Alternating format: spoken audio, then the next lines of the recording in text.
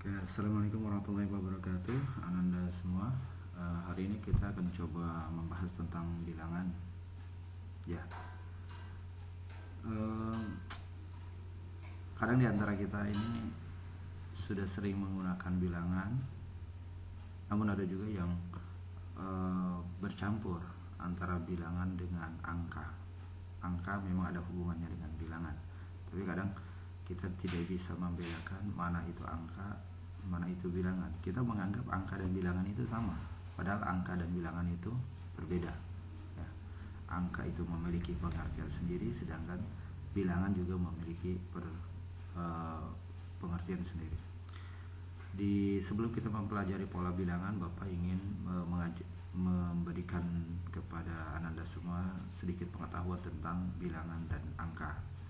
Jadi jangan sampai keliru kita ini. Oke, langsung saja. Ananda semua, bilangan dan angka itu ternyata berbeda. Bapak ini mengambil dari Wikipedia pengertian tentang bilangan dan angka. Bilangan adalah suatu konsep matematika yang digunakan dalam pencacahan dan pengukuran. Bilangan adalah suatu konsep matematika yang digunakan dalam pencacahan dan pengukuran. Apa itu pencacahan? Pencacahan itu ngitung. Misalkan Bapak ingin menghitung di dalam kelas itu ada berapa, Bapak menggunakan jari Bapak ini 1, 2, 3, 4, 5, 6, 7, 8, 9, 10, 11, 12. Stop di angka di 12, maka Bapak mengatakan di dalam kelas itu ada 12 orang. Nah, itulah pencacahan. Ya, pencacahan itu menghitung dengan mengurutkan dari bilangan terkecil sampai terbesar. Yang kedua, bilangan juga didapat dari hasil pengukuran. Pengukuran itu bisa, contoh, berapa tinggi Ananda mengambil meteran, kemudian diukur tingginya. Nah, itu hasil pengukuran, misalkan 162 cm. Itu bilangan. Sekali lagi, itu bilangan. Dari hasil pengukuran menggunakan apa? Menggunakan meteran.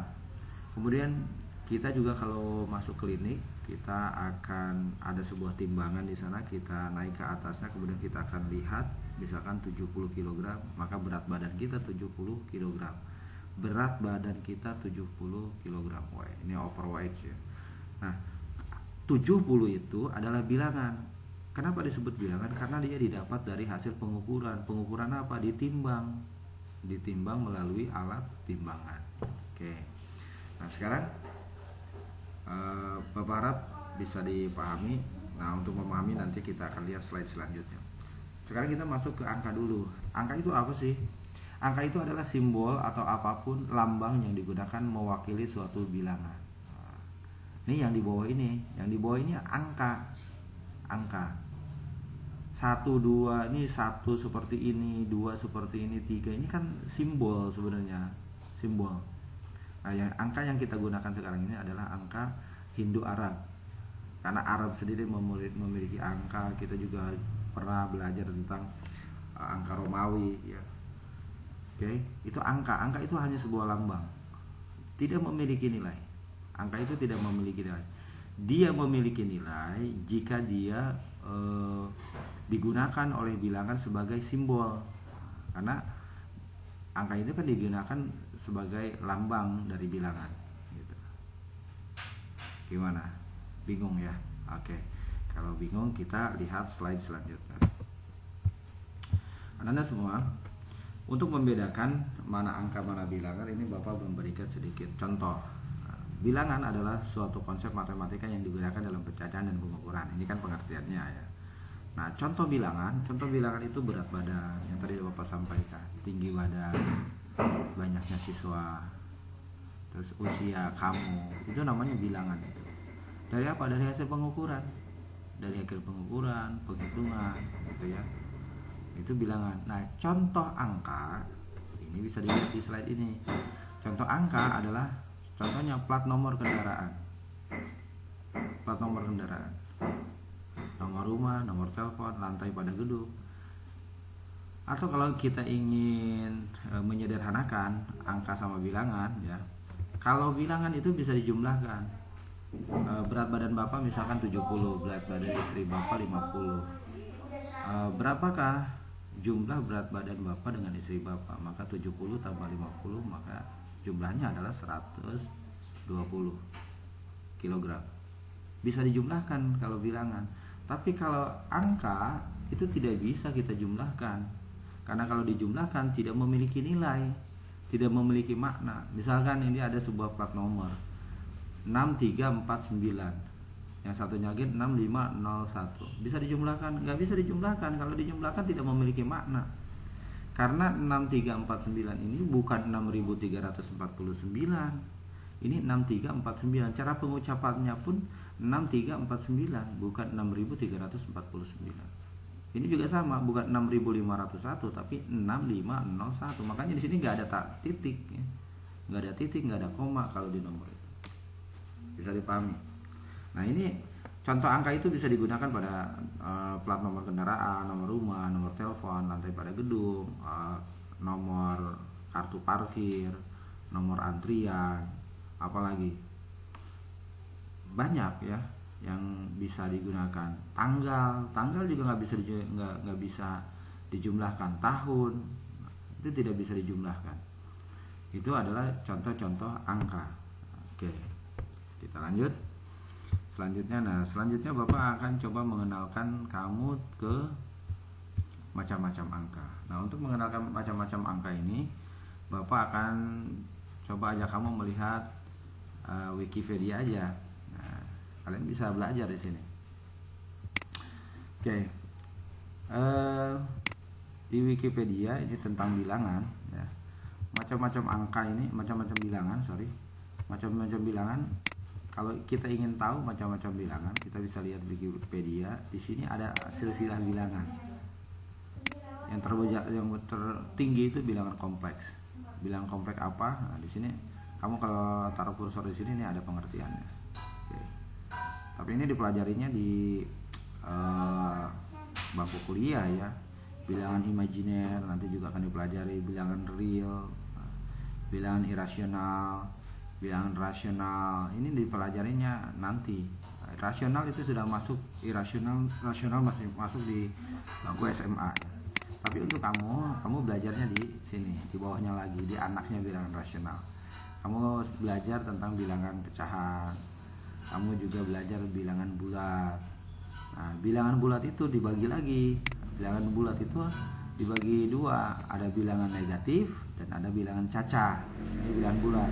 Apa itu bilangan bulat? Bilangan bulat terdiri dari bilangan cacah dan bilangan negatif. Bilangan cacah dan bilangan negatif. Kecilin kelihatan. Oke. Bilangan bulat terdiri dari bilangan cacah dan bilangan negatif. Bilangan bulat dapat ditulis menjadi komponen desimal atau pecahan. Bilangan bulat terbagi dua, bilangan negatif dan bilangan cacah. Bilangan negatif itu yang di sebelah kirinya 0, min 1, min 2, min 3, dan seterusnya, tak hingga. Nah, bilangan cacah itu dimulai dari 0, 0, 1, 2, 3, 4, dan seterusnya. Paham nggak? Ya. Bilangan negatif, oke, kita geser ke sini biar kelihatan. Oh, nggak kelihatan juga ya. Oke. Nah, sekarang bilangan cacah itu terbagi dua, ada bilangan 0. Nah, 0 itu sendiri ya, ada bilangan 0 dan bilangan asli. Oke, bilangan asli itu dimulai dari 1. Nah, dia hasil pencacahan.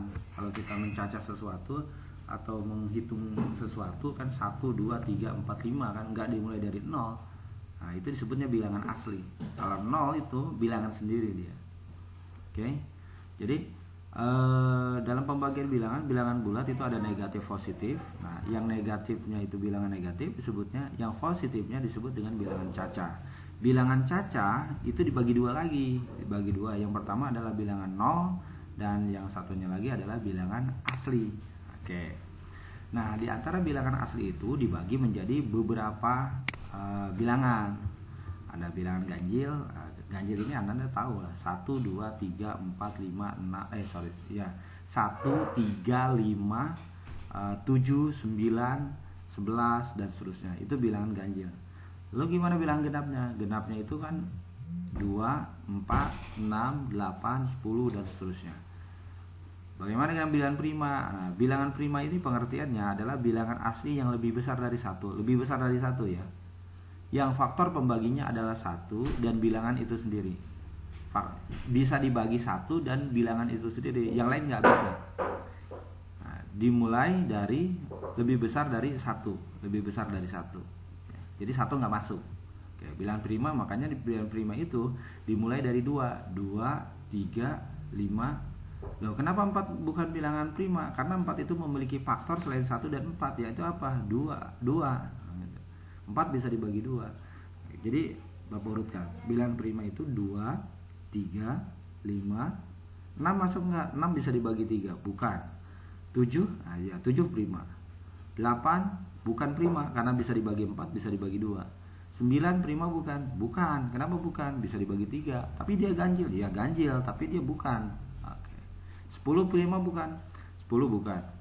11 prima. Kenapa prima? Karena dia tidak bisa dibagi angka lain selain 1 dan 11 itu sendiri.